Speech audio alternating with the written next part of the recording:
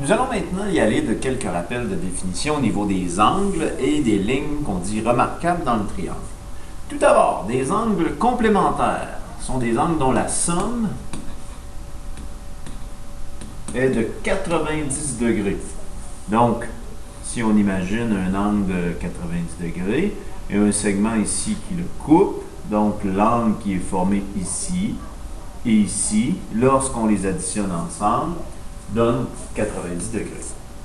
Les angles supplémentaires de leur côté sont des angles dont la somme est de 180 degrés plutôt que 90. Donc, si on imagine un angle plat et un segment ici qui vient couper cet angle plat, donc l'angle ici, quand je l'additionne avec cette deuxième angle ici, forme un angle dont la somme est de 180 degrés. On se rappelle toujours que la somme des mesures des angles intérieurs d'un triangle est de 180 degrés. On l'a utilisé dans le chapitre précédent. Maintenant, on cherche le nombre de la droite qui partage un angle en deux angles congrus. Congrus voulant dire égaux. Donc, deux angles égaux. Donc, si j'imagine un angle de départ et qu'il y a un segment qui coupe cet angle-là en deux angles égaux, on l'appelle la bisectrice.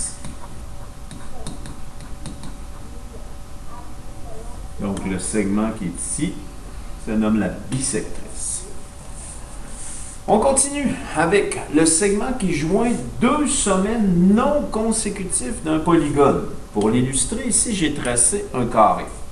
Donc, si je relie deux sommets non consécutifs, donc imaginons celui-là, lui est consécutif, le non consécutif, c'est celui-là ici, on trace ce segment-là, on reconnaît ici la diagonale.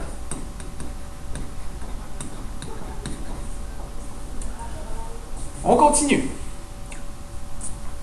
J'ai tracé ici des triangles quelconques pour essayer de retrouver et de reconnaître l'élément ciblé. Distance entre un sommet et le côté opposé à angle droit. Donc, distance entre un sommet et le côté opposé à angle droit. Donc, si on commence ici, le sommet et le côté opposé à angle droit. Donc, à angle droit, je descends ici, sommet, côté opposé avec un angle droit, on reconnaît la hauteur du triangle.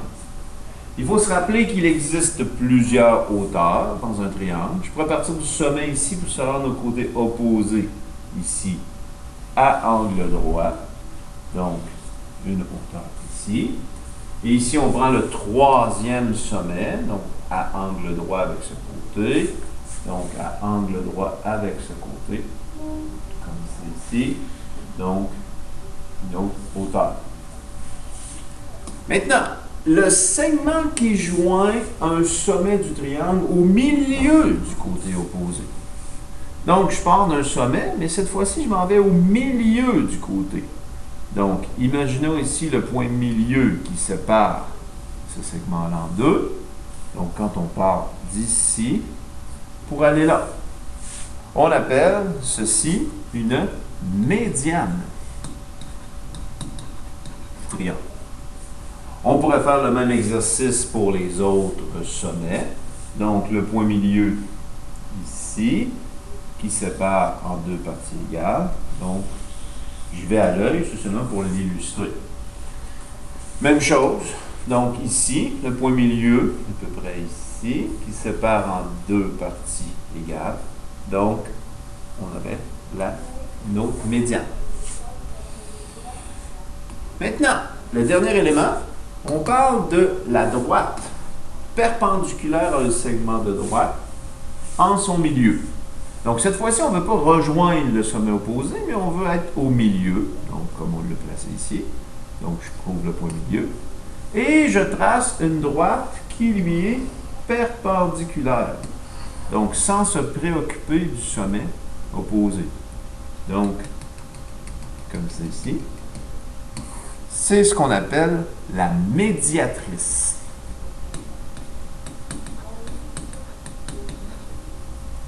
On pourrait faire le même exercice ici. Donc, si je retrouve le milieu et je me place à angle droit avec le côté, sans me préoccuper du sommet opposé, donc à angle droit, je peux peut-être le signifier ici sur mon nom, angle droit. Et le dernier, donc je me place sur ce côté-là ici, au milieu, et à angle droit, sans me préoccuper du sommet qui lui est opposé. Et je trace le segment, pas le segment, mais la droite, à angle droit, ici. C'est ce qu'on appelle la médiatrice.